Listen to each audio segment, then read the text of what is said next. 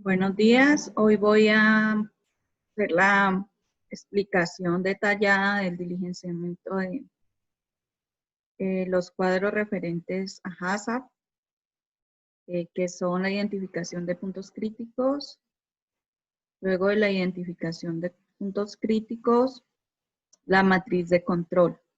Voy a explicar primero la parte de identificación de los puntos críticos de control, para lo cual deberán tener su diagrama de flujo ya diligenciado para posteriormente poderlo diligenciar la siguiente parte, que sería la identificación de puntos críticos. Bien. Voy a mostrar el cuadro de análisis de riesgos. Ustedes lo pueden ver allí. Y también voy a presentarles el árbol de decisiones, ¿no? Esto lo voy a estar compartiendo también. Este es un ejemplo de análisis de riesgos para establecer los puntos críticos en un proceso de elaboración de yogur. Bueno, entonces, la primera etapa del proceso sería la recepción, ¿sí? Dentro de la recepción tenemos que identificar qué riesgos potenciales hay, es los físicos, presencia de tierra, hierba, insectos y pelos en la materia prima. Químicos, residuos de antibióticos y plaguicidas, y microbiológicos, pues son los microorganismos patógenos que puedan estar presentes en la leche por falta de la refrigeración, mal manejo en el ordeño, ¿sí? Incluso en el transporte. Y también dentro de esa misma etapa, la contaminación con patógenos por no aplicar las buenas prácticas de manufactura por parte de los operarios que recepcionan la leche. En este caso, pues también establecemos en este cuadro las medidas preventivas para cada uno de estos riesgos potenciales o peligros. ¿Qué vamos a hacer como primera instancia? Pues tener proveedores seguros, ¿sí? Que apliquen procedimientos de limpieza y desinfección en el ordeño, que tengan pues cuidado con el manejo de esta materia prima. Lo mismo pasa con los residuos químicos que puedan presentarse en la leche. Debemos asegurarnos que tenemos proveedores seguros. Con los microbiológicos, además de tener estos proveedores seguros, debemos tener definidos pues, los procesos de limpieza y desinfección del área de recepción, aplicación de buenas prácticas de manufactura en el área, que incluye uso de la dotación como cofia, tapabocas, ¿sí? Limpieza y desinfección de recipientes. Bueno, entonces, una vez ya tengamos diligenciada estas dos columnas, ¿sí? Procedemos a aplicar a cada una de las etapas el árbol de decisiones. El árbol de decisiones visto en clase. Entonces, son 5 preguntas. Entonces, en esta primera pregunta nos dice, ¿hay un peligro en esta etapa?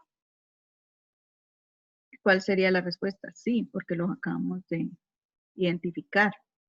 Sí, hay un riesgo en esta etapa. ¿Cierto? Entonces, la primera respuesta a la pregunta sería que sí. Segunda pregunta, ¿existen medidas preventivas de control? Pues sí, porque sí hay medidas de control, las acabamos de enumerar allí. ¿Sí? Que son proveedores seguros.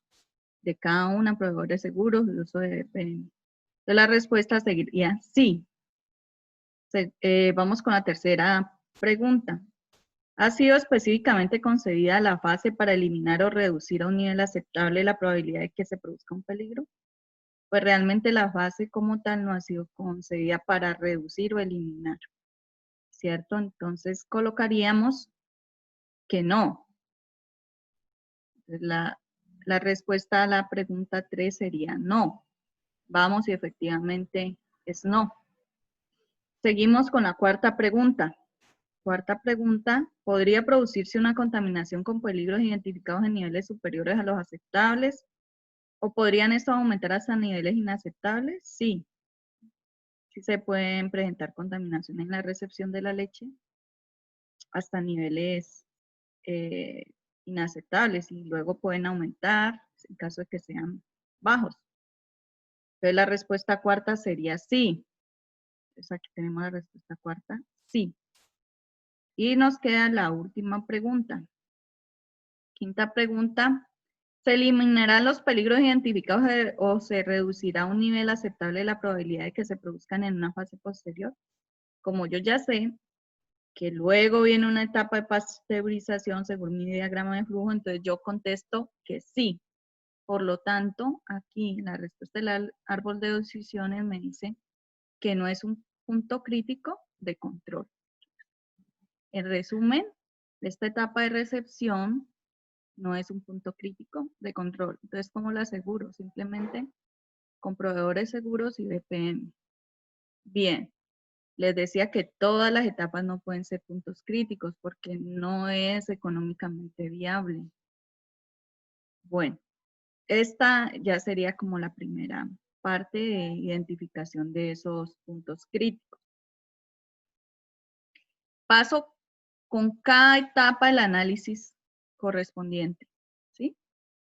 Con cada etapa del proceso, con cada uno de sus productos, ¿no?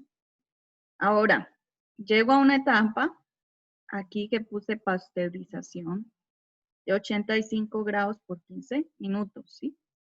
¿Qué peligros hay ahí en esa etapa? Pues identificadas aquí, ninguna. Químico tampoco. Biológico, sí.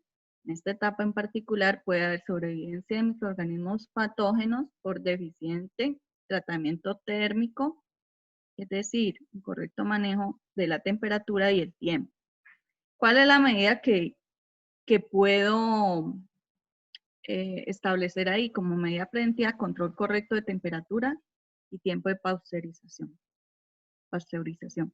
Bien, esto en cuanto a esta etapa. Ahora, esta etapa la someto a las mismas preguntas del árbol de decisiones. Primera pregunta. Entonces vamos acá. ¿Hay un peligro en esta etapa? Sí. Obviamente en esta etapa de pasteurización sí hay un peligro. ¿Existen medidas preventivas? Sí. Tomar pues temperatura y tiempo necesarios, los establecidos. Tercera pregunta, ¿ha sido específicamente concebida esta fase para eliminar o reducir a un nivel aceptable la probabilidad de que se produzca un peligro? Sí. Entonces, es un punto crítico de control. Ese es el ejemplo que les quería dar para el análisis de los puntos críticos. Entonces, deben pasar cada una de las etapas por esta matriz, este formato que ustedes tienen aquí, análisis de riesgo y determinación de puntos críticos de control.